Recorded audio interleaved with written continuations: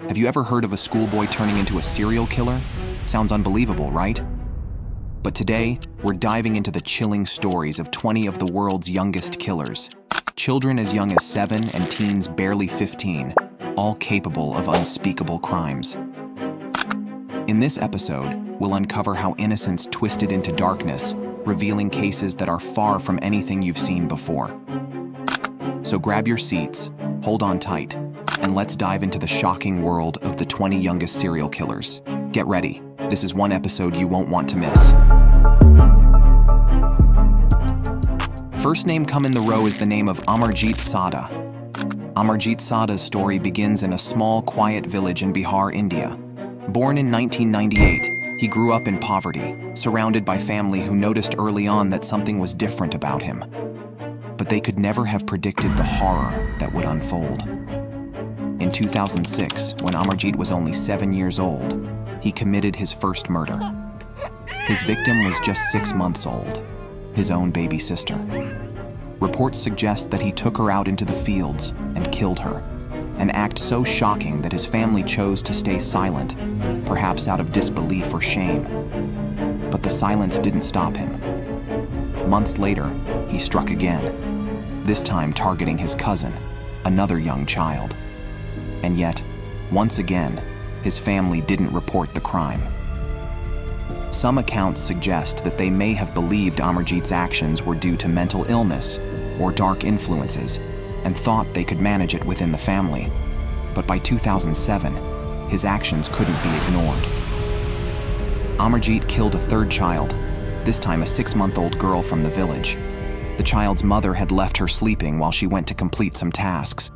When she returned, the child was missing. Amarjit had reportedly taken the baby out to a secluded spot and killed her in cold blood.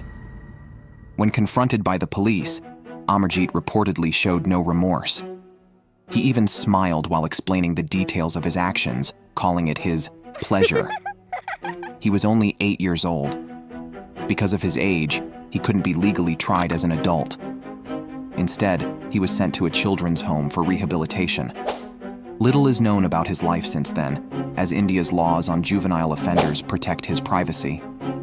Amarjit Sada's case remains one of the world's most shocking and tragic, a haunting reminder of how innocence can sometimes hide a deep, disturbing darkness. Second name in this row is the name of a girl, Mary Bell. Mary Bell's story begins in 1968 in Newcastle, England. She was just 10 years old when she committed her first murder. Growing up in a troubled home, Mary had a difficult childhood, marked by neglect and abuse. But no one suspected that this young girl would soon become a killer. Her first victim was 4-year-old Martin Brown. On May 25, 1968, Mary lured him into an abandoned house and strangled him.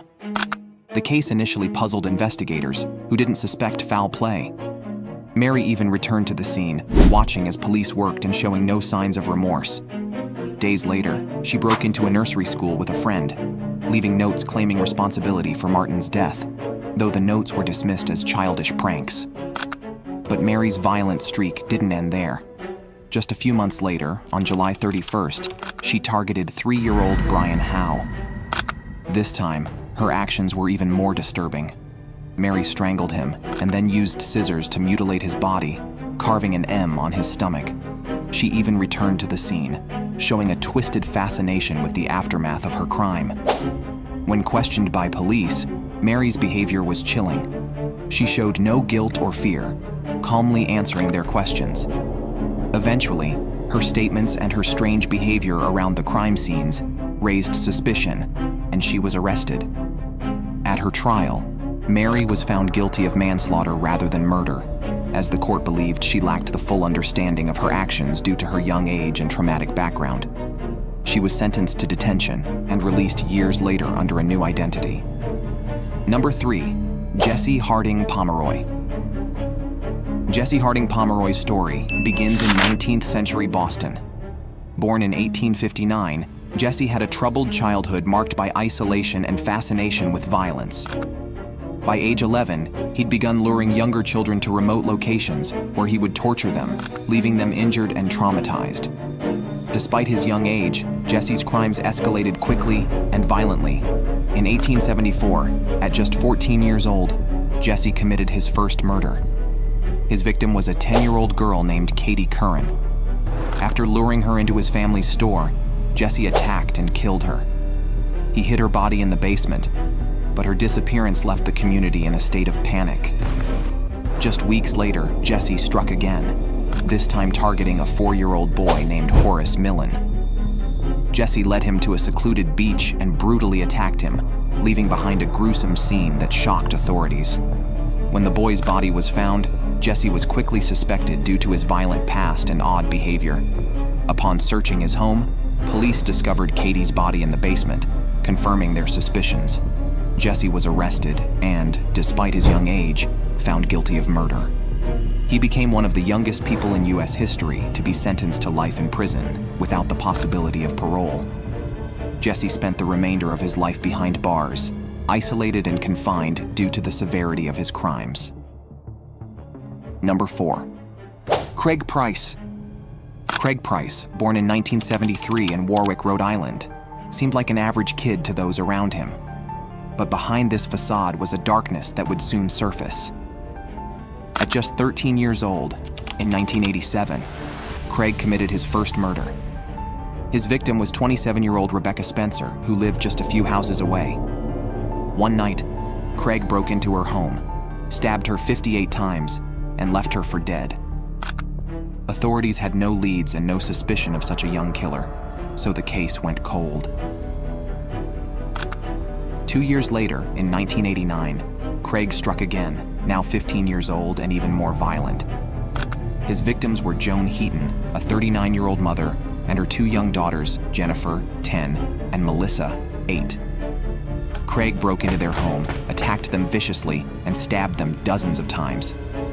The crime scene was horrific, and his brutal use of a kitchen knife left a lasting impact on investigators. His rage showed in the brutality of his attacks, leaving little doubt about his intent. After the murders, the community was in shock, and police were under intense pressure to find the killer. Craig's age still kept him off their radar, but he made critical mistakes. Cuts on his hands raised suspicions, and when police searched his home, they found bloody clothes and other evidence linking him to the Heaton murders. During questioning, Craig confessed not only to the Heatons' murders, but also to Rebecca Spencer's unsolved case.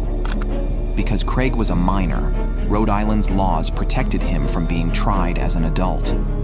He was sentenced to juvenile detention until his 21st birthday, but his violent behavior continued in custody, and he showed no remorse. Lawmakers scrambled to change laws, hoping to extend his sentence, and eventually he remained in prison on various charges, keeping him behind bars beyond his original sentence. Craig Price's case sparked debates on juvenile justice, especially for violent offenders. His story remains one of the most infamous examples of young killers in the U.S., a chilling reminder of how dangerous unchecked violence in youth can become. Number 5. Peter Woodcock. Peter Woodcock, born in 1939 in Toronto, Canada, became one of the most notorious child killers in the country. His troubled upbringing was marked by neglect, leading to emotional and psychological issues that would later manifest in horrific ways. As a child, Peter was often isolated and exhibited disturbing behavior, including cruelty to animals and troubling fantasies. By the time he was a teenager, these behaviors escalated into something far more sinister. In 1956, at the age of 16, Peter committed his first murder. His victim was 6-year-old Joan Lynn Dunning. Luring her to an abandoned house in Toronto, Peter strangled her with a shoelace before hiding her body beneath the floorboards. The community was in shock, as they had no idea that a child killer was in their midst. Despite extensive investigations, the case went cold, and police struggled to find leads. Just a few months later, in the summer of 1957, Peter murdered again. This time, his victim was 7-year-old Gary Morris. Like Joan, Gary was lured into a secluded area where Peter brutally killed him and buried his body near Joan's.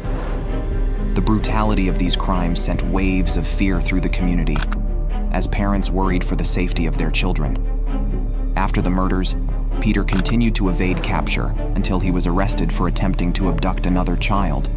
During questioning, His disturbing behavior and the police's suspicions led them to investigate his connections to the recent murders. When confronted, Peter confessed to killing both Joan and Gary, detailing the horrifying nature of his crimes without any signs of remorse. Due to his age, Peter was tried as a juvenile, which meant he would not face the same consequences as an adult killer. He was sentenced to a psychiatric facility, where he was diagnosed with a severe personality disorder. This diagnosis raised concerns in the community about the potential for rehabilitation and the safety of releasing him back into society. While in the psychiatric facility, Peter's behavior remained troubling. He underwent various treatments, but his violent tendencies persisted. The public outcry regarding his early release remained strong, as many believed he should have been held accountable for his actions more severely. In 1975, after serving 10 years in the psychiatric facility, Peter was released under strict conditions, but this arrangement was not to last. His release raised alarms, as he had shown no real remorse for his previous crimes and continued to display violent tendencies. Just a few years later, he was arrested again for sexual offenses against young boys. This recurrence of criminal behavior underscored the failures of the system to contain his violent impulses. Throughout the following years, Peter Woodcock's life became a series of institutionalizations, evaluations, and legal battles concerning his mental health and the risks he posed to society. Despite numerous warnings from mental health professionals about his dangerous tendencies, he was repeatedly released back into the community. Each time, his presence reignited fears among parents and community members.